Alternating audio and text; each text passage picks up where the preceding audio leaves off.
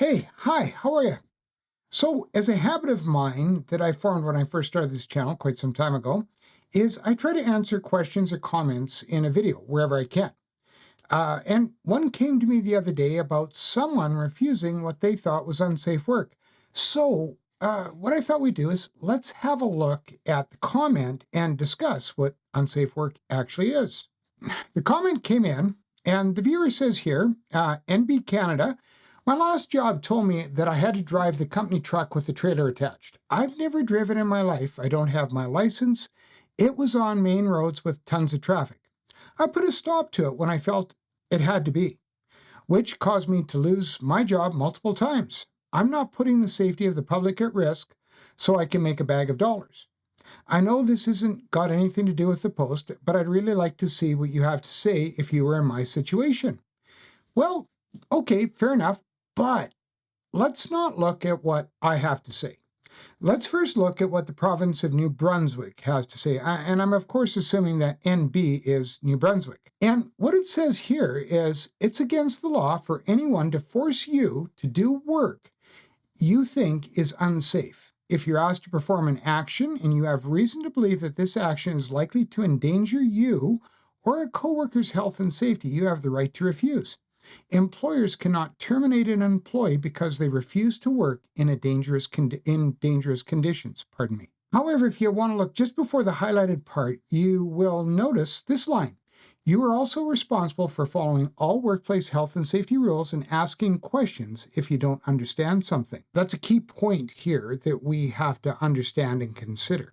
There's also instructions on the New Brunswick OHS website, and in Section 3 it says the right to refuse dangerous work. All employees have the right to refuse work they believe is dangerous to their health or safety or to that of others. If you're unsure about your safety at work, you should take the following steps. Now, step 1 is to report the safety concern to your supervisor. If the problem is resolved, return to work. If not, then, well, step 2. Quick pause. This process that I'm talking about here is very similar across all jurisdictions in Canada and any other jurisdictions that also have the right for workers to refuse unsafe work or dangerous work.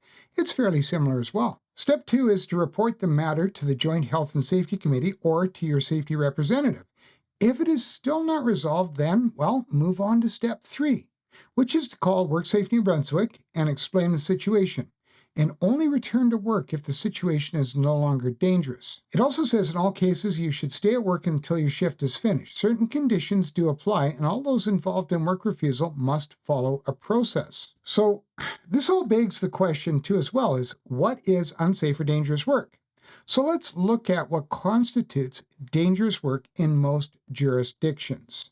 So what is dangerous work, or what's dangerous work? Well, first off, where there's visible and apparent dangerous harm or injury is imminent. Basically, there are uncontrolled hazards present at the work site and in the area, and it has the potential in resulting with damage, injury, or worse. Another case is where the work is not germane to your regular duties and not addressed by a hazard assessment, meaning the work is unusual and you've never done it before. And also, you're not aware of the hazards or the controls necessary to control the hazards. Incidentally, this is also what I would determine as dangerous work as well, but that's just me. Now, the next point, of course, is work where the worker is not trained to perform the work safely. In other words, they're not trained in both safe performance and the use of the controls required to keep you, the worker, safe. An instance might be, let's say that you're working in retail. You're a cashier, you're a customer service representative, but the boss comes to you and says, hey, take that extension ladder, get up there and change those light bulbs. And you're not trained, you don't know how to do it, you don't know how to do it safely, well, then you have the right to refuse. Or work that requires specialized licensing or qualification. Now, a case might be, say, for instance, and this is absolute hyperbole, but let's say that you're asked to handle dynamite and do something you have no blaster certification, never gone to school for it. Well, that requires specialized licensing, qualification, certification, the whole works. But in this case, the worker's driving a vehicle without a license. This would, by all apparent logic, indicate that the worker is not qualified to operate a motor vehicle. I want to also hasten to warn you, make sure that you consult your local authorities' jurisdiction first, okay? Don't just assume that just because I've said it, it's the case. So to go a little further here, I'm not going to dive into the debate on the semantics of unsafe work versus dangerous work. Let's consider that they're both the same at this point. Now that you have the idea, and what I've also done for this video is I've left some links in the description and little excerpts of information as to what each jurisdiction in Canada considers as unsafe or dangerous work. I also want to note a couple of things here. Number one is looking to see if a worker has an operator's license, a vehicle operator's license, or if there's other licensing or certification for their machinery required. This should be checked out during an orientation, okay?